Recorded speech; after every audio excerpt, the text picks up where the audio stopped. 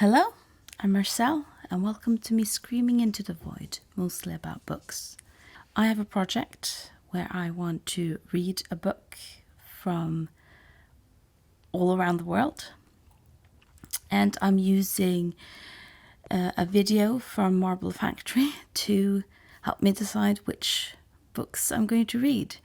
This is video 2 in that series. In the first series, I read Mother's Milk from Nora Ekstein, who's from Latvia. And if you're wondering why I said Mother's Milk and not Soviet milk, you should go and watch my reading vlog about that book.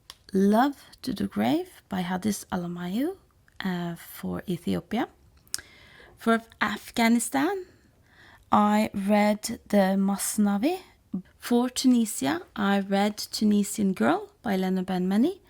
And Guatemala, I read Mr. President by Miguel Angel Asturias.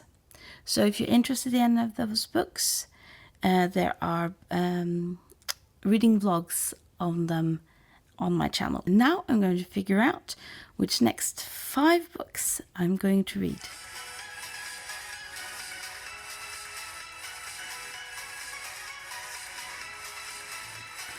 So the concept is, of course, that they have marbles with all the flags, and they are then moving around.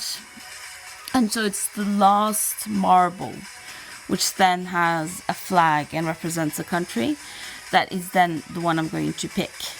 So as you see, when the marbles hit the green part of the wall, that's sort of the marble I'm going to end up. And next one is Wales. For Wales, I do have Sarah Waters in my bookshelf, and I did say that I wanted to prioritize the books I had in my bookshelf. Sarah Waters is an author that writes in English, and I wanted to find a Welsh author that writes in Welsh. So my pick for Wales is Kate Roberts, and I picked Feet in Chains.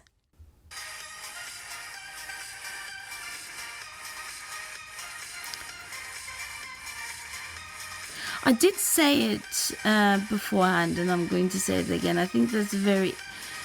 Marble Factory has been very British Virgin Islands. Wow. That's going to be very interesting, as I don't think I've ever read anything from the British Isles. And that's what I sort of mean, that even though, I mean, British does sort of imply a sort of connection with Britain and Turkmenistan. So now we sort of have both Wales and British Virgin Islands. That doesn't necessarily mean that you sort of, that's what you think of with English speaking. And I think it's very important that you sort of separate between countries and sort of English speaking in a sense. And I know that, for example, a lot of African countries who were colonized and therefore speak as one of the main languages, either French or English, has had trouble with that because they sort of end up with sort of, they're not considered foreign because it's published in English, yet it's not considered British or American. So they sort of end up with between two groups. And Turkmenistan. And that's also very funny because, of course, last time I read Rumi by for Afghanistan, and he was sort of born on the border between Afghanistan and Turkmenistan.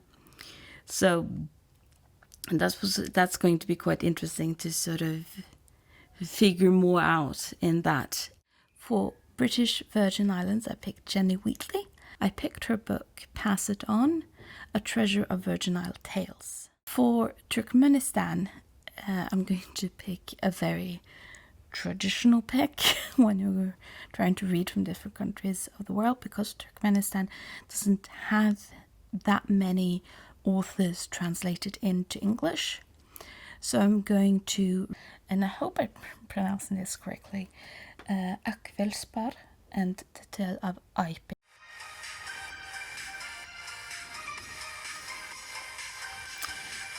And round the balls go. And that's a very, very weird thing to say. When it says sort of what is a country is always interesting to sort of discuss and figure out. In Nepal, now what I was going to say is that when you say 216 countries, that's interesting, because what are you then defining as a country? And that's also one of the reasons why it's so nice to have sort of Marble Factory figuring these things out, because they're the ones who's chosen these countries and made those decisions. Nepal is going to be... That's going to be nice.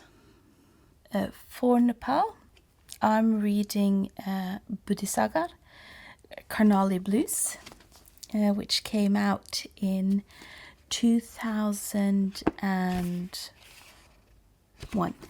And Lost Country. Because you can see some, for example, I see that they have Færøyene as countries. And that's sort of the point of not just picking the 119 well-known countries. Well-known, that's a weird thing to say. I don't necessarily want to say well-known, but okay. That now it's it's going to be quite interesting. I think that's Mongolia that's fighting with Iceland, but it looks like Iceland won, lost.